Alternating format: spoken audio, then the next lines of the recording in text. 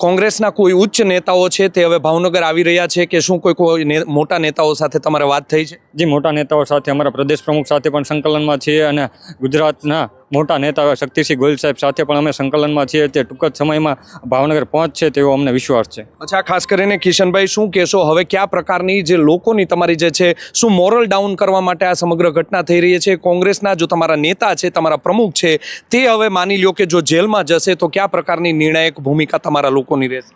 જે ચોક્કસપણે અમારા પ્રમુખ જો જેલમાં જશે તો 100% અમે આ ભાજપને હરાવીને દેખાડી દઈશું. કારણ કે કોંગ્રેસનો તમામ એક યુવાન છે તે 100 યોદ્ધા બરાબર છે. કારણ કે ભાવનગર શહેરમાં આ ભાજપ રહી તે હાર ભાળી ગઈ છે અને 100% તેઓની હાર થવાની છે. તેટલે જ તે ભાવનગર શહેર કોંગ્રેસ પ્રમુખ ઉપર ખોટો ગુનો દાખલ કરવામાં આવ્યો છે. ખાસ કરીને કિશનભાઈ, તમે કહો છો કે લાખો રૂપિયાની તમને ઓફર કરવામાં આવી છે. કોળી સમાજનું મહાસંમેલન છે તે જીતુ વાઘાણીના ગઢમાં ગોઠવવામાં આવ્યું હતું. તેને લઈને પણ કોઈ રાગદ્વેષ હવે રાખવામાં આવી રહ્યો છે કે કેમ? જી, ખાસ કરીને તે જ બાબતનો રાગદ્વેષ રાખીને લાલભા ગોહિલ પર પણ આ ફરિયાદ ખોટી દાખલ કરવામાં આવી છે. ક્યાંક ને ક્યાંક તેઓ મારી સાથે સંકળાયેલા હોય, હું એનો સાથી મિત્ર હોય, વર્ષોથી સાથે રહેતા હોય, ક્યાંક ને ક્યાંક તેમને દબાવવાના પ્રયાસો કર્યા હતા. હું ન દબાણો તો મેં અમારા શહેર કોંગ્રેસ પ્રમુખને દબાવીને આ ખોટી રીતે ખોટો ગુનો દાખલ કરવામાં આવેલો છે.